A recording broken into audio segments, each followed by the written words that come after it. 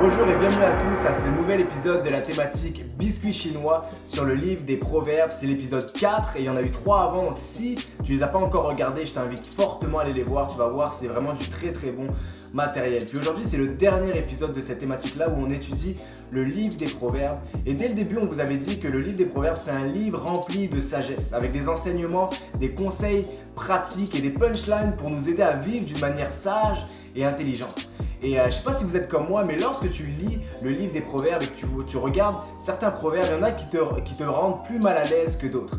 Tu sais, des proverbes, tu lis puis ça vient te déranger parce que ça te montre des failles, des choses dans ton caractère dont tu n'es pas trop fier. Tu sais. Moi, je sais qu'à chaque fois que je lis le livre des proverbes, un des thèmes qui me définit le plus, c'est le thème sur la paresse. Surtout avec les dernières semaines, je te cache pas que honnêtement ça a été compliqué dans le sens où on était en confinement, on était chez nous, toute notre routine habituelle était chamboulée, Netflix sortait ses meilleures séries, on aurait dit que toutes les planètes étaient alignées pour nous pousser à rien faire, à se la couler douce, à se laisser aller.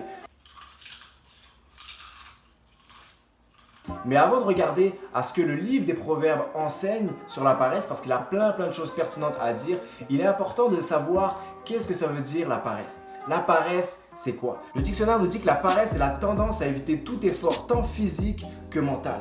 C'est une disposition à ne pas travailler, à se laisser aller. Puis je sais que plusieurs d'entre vous vous reconnaissez dans cette définition. Si on est honnête, ça nous est tous arrivé back in the days quand les écoles étaient encore ouvertes, d'aller à l'école, tu passes ta journée à étudier, à faire des examens, tout ça. Puis là vient le moment de rentrer chez soi, tu rentres dans ta chambre, épuisé, fatigué, et là tu te rappelles que tu as plein de devoirs à faire encore. Et là, tu rentres dans un mode de procrastination internationale et tu fais tout, absolument tout. Tu joues à la Xbox, tu es sur les réseaux sociaux, tu fais même le ménage, mais tu fais tout pour éviter de faire tes devoirs parce que tu sais que les faire, ça va te demander un effort mental que tu n'as réellement pas envie de produire. Puis c'est ça la paresse. Puis si on est honnête, on a tous dans un domaine ou un autre de notre vie ce côté-là un peu paresseux. Et peut-être que tu te dis en ce moment, Thomas, franchement, c'est le pire moment que tu as choisi pour parler de la paresse. Parce que s'il y a un moment dans la vie où on peut se permettre d'être paresseux, de se laisser aller, c'est maintenant. On n'a pas d'école ou alors on a beaucoup moins d'école, on peut être relax. Puis dans un sens, tu as raison.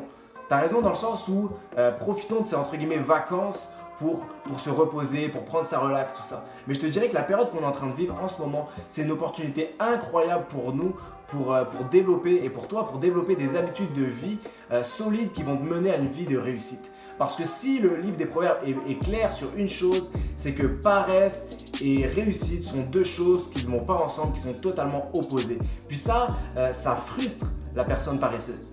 Proverbe 21-25 nous dit la chose suivante. Les désirs du paresseux le tuent, parce que ses mains refusent de travailler. On va se dire les vraies choses, tout le monde a envie de réussir. Je connais personne qui dit « Moi, mon but dans la vie, là, c'est de rater ma vie. C'est d'être nul à tout, c'est d'être pourri, que les autres me regardent et disent « Hey, lui, c'est un gros loser. » Il n'y a personne qui pense comme ça. Tout le monde a envie de réussir, accomplir des choses, bâtir des choses, avoir un bon travail plus tard, performer dans cet emploi-là plus tard, que les gens aient une certaine reconnaissance de qui tu es. Mais le truc, c'est que sans travail, tu peux pas avoir toutes ces choses-là. Et c'est ça qui torture le paresseux. C'est qu'il a les mêmes désirs que tout le monde de réussir sa vie, mais parce qu'il n'est pas prêt à mettre la main à la pâte, qu'il n'est pas prêt à mettre les efforts nécessaires, il n'aura jamais accès à cette réussite-là. Réussite demande du travail. Ça demande d'être travaillant. Savais-tu que moins de 1% de la population est douée naturellement à faire des choses? Quand je dis doué naturellement, c'est genre les genres de personnes qui arrivent, qui placent leurs mains sur un piano et qui jouent pour la première fois facilement avec tous leurs doigts et qui font des bonnes mélodies. Ça, c'est moins de 1% de la population. Savais-tu aussi qu'il faut plus de 10 000 heures pour devenir un expert dans un domaine?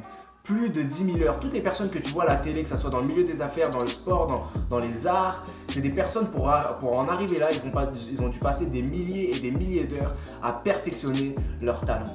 Ce que ces deux informations-là nous enseignent, c'est que pour nous, le commun des mortels, si on veut accomplir quelque chose de significatif dans la vie, on n'aura pas le choix de travailler fort, d'être travaillant, d'être discipliné. Puis être travaillant, c'est pas juste réussir ses cours, être à l'heure au travail, c'est beaucoup plus que ça, c'est chercher à donner toujours son meilleur, chercher toujours à progresser, à se développer. Puis c'est certain que c'est pas toujours agréable.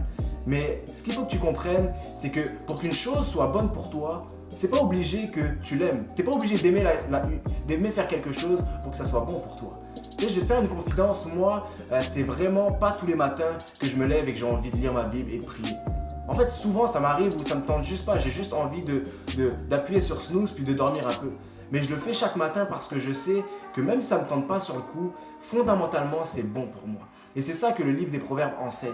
C'est que le sage n'agit pas en fonction de ses émotions, il agit en fonction de ses convictions. Que le sage, il n'agit pas en fonction de ses moods, de ses feelings, de ses ressentis. Il agit en fonction de ce qui sait être fondamentalement bon pour lui. Et quand quelque chose est à la fois dur et nécessaire, ça requiert de la discipline. De la discipline au jour le jour. Quelqu'un a dit une phrase tellement inspirante. Il a dit « La façon dont nous passons nos journées détermine comment nous allons passer nos vies. » Et vu que la manière dont on va passer nos journées va déterminer comment on va vivre, quelle vie on va avoir, j'aimerais terminer cette vidéo en te défiant. En te défiant à te fixer des objectifs quotidiens.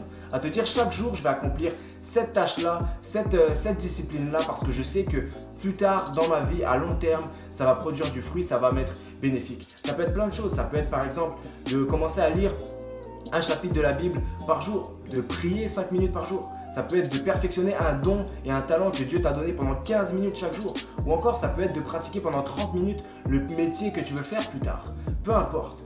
Fixe-toi des objectifs quotidiens que tu vas faire à tous les jours et mets-toi un mindset de te dire « Ok, je vais plus écouter mes émotions par rapport à ces choses-là. Quoi qu'il arrive, coûte que coûte, je vais les faire. » Et tu vas voir que au plus tu les fais, au plus ça va devenir naturel.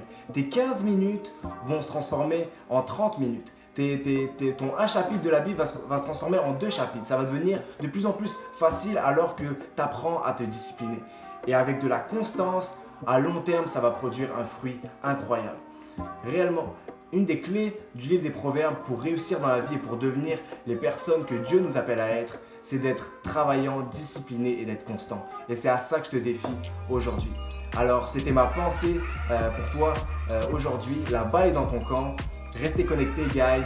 On se voit bientôt. Ciao, ciao.